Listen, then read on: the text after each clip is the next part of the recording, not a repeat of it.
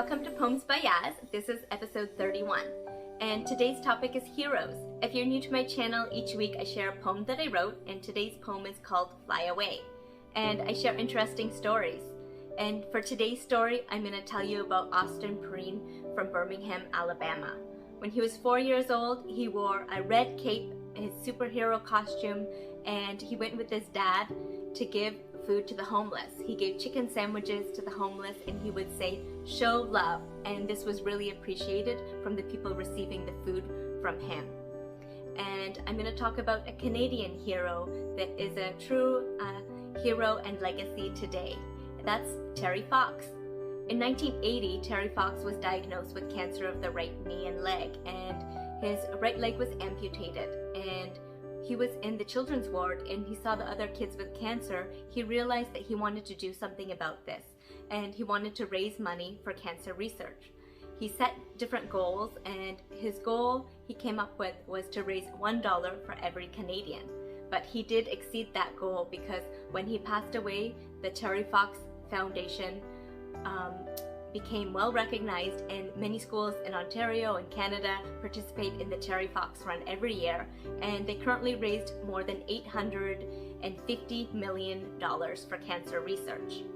I also want to talk about the nursing heroes, because when the pandemic started, we heard the concept of nursing heroes, and they also have a Marvel comic book with nurses, and I'll tell you about that. And I also told you that I'm a nurse and my maternity leave has finished, so I'm back to work. So that's why I want to make sure I talk about nurses and how even before the pandemic, nurses were heroes because we help other people and we show kindness. But first, let's go to my poem called Fly Away. Flying in the sky like a bird must seem impossible, but Superman can fly so fast, for he is a superhero, they say. But there is a distinction between fiction and reality. People can't fly because they don't have wings, but the invention of the airplane made it possible for people to fly to their destination so fast and safe. Who knows what the future holds? Technology is amazing, but it sent the first man to the moon. There are no limits in the world. Anything is possible with man-made inventions, and anything that sounds unbelievable can come true. Austin Perrine was watching a documentary with his dad when he was 4 years old, and they were watching the pandas, and something happened to the mother panda.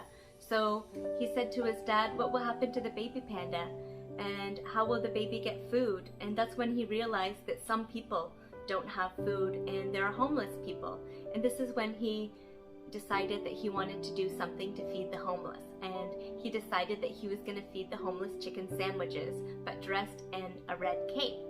So he had this costume with a cape, and his shirt said, "Show love," and he would go downtown Birmingham, Alabama, and give food with his dad, and he would give it to the homeless and say, "Show love," and people loved when he would give the sandwich. They really felt love because it was given from a little boy. And the news heard about this story, and even Burger King heard about it, so they donated a lot of chicken sandwiches for him to give to the homeless. And he even used his allowance. His dad would say, "Would you like to buy toys with the money, or would you like to feed the homeless?" And he definitely wanted to feed the homeless.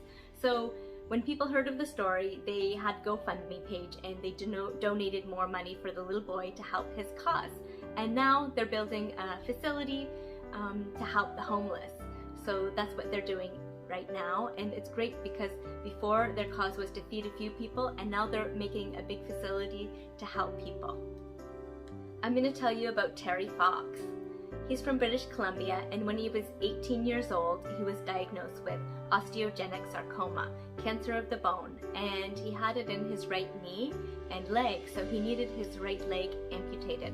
So they made him a prosthetic leg, but it was in 1980, so this leg wasn't meant for running, it was more for walking. So it took him 14 to 16 months to get used to walking on the leg, and when he'd run, he would give a little hop, and sometimes he would have a lot of pain when he was running from his stump. So he told himself that he wanted to raise money for cancer research, because when he seen the other kids in the cancer ward, he wanted to make a difference. He was told he was not strong enough, maybe he couldn't do it, but he liked the challenge.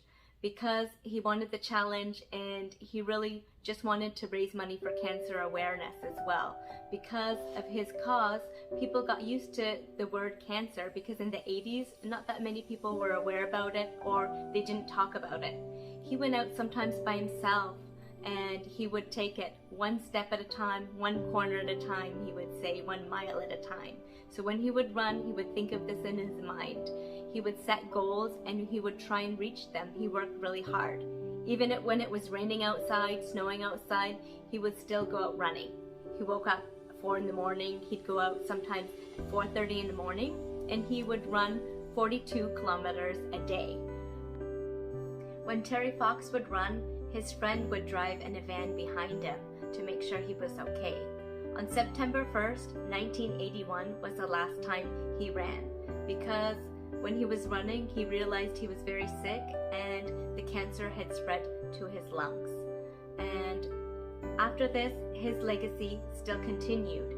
He passed away June 28, 1981, and after they made the Terry Fox Foundation. So his legacy just began, because now many schools in Ontario and Canada, they participate in the Terry Fox Run. I even remember when I went to school, I participated in the Terry Fox Run, and that money was donated for cancer research.